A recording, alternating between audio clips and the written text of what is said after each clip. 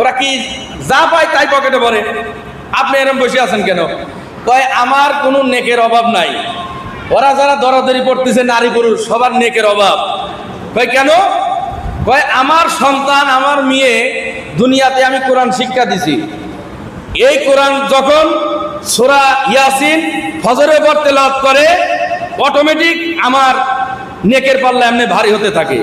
মাগরিবের পর যখন সূরা ওয়াকিয়া তেলাওয়াত করে আমার অটোমেটিক সওয়াব চলে আসে, গুনাহ সব মাফ হয়ে গেছে।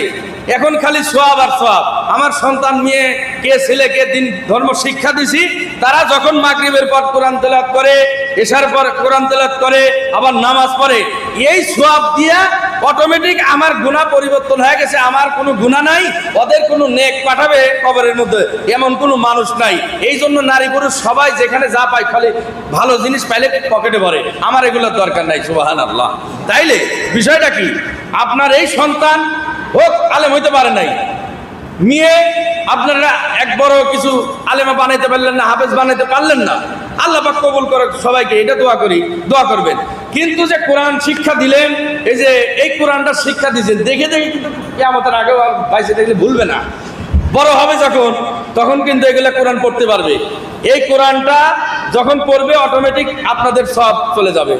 এই যে বালেগা হওয়ার আগ পর্যন্ত ছেলে হোক মেয়ে হোক যত গুনার কাজ করে, ছোট ছোট বাচ্চারা অনেকে অনেকের জিনিসপাতি খায় ফেলে না, অনেক খারাপ কাজ করে ছোট ছোট, এরা কোনো গুনাহ নাই। তাহলে এই গুনাহগুলো মা বাবার উপরে যায়।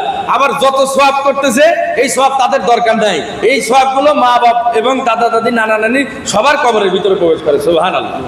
তাইলে বিষয়টা এখন সবাই হাদিস পড়ে, কোরআন পড়ে, হাদিস পড়ে, দোয়া পড়ে, দুরূদ পড়ে, সব কিছু করতেছে। এই সবগুলো অটোমেটিক মা বাবা নানা নানি দাদা দাদির কবরে এই সবগুলো অটোমেটিক যাচ্ছে। আলহামদুলিল্লাহ।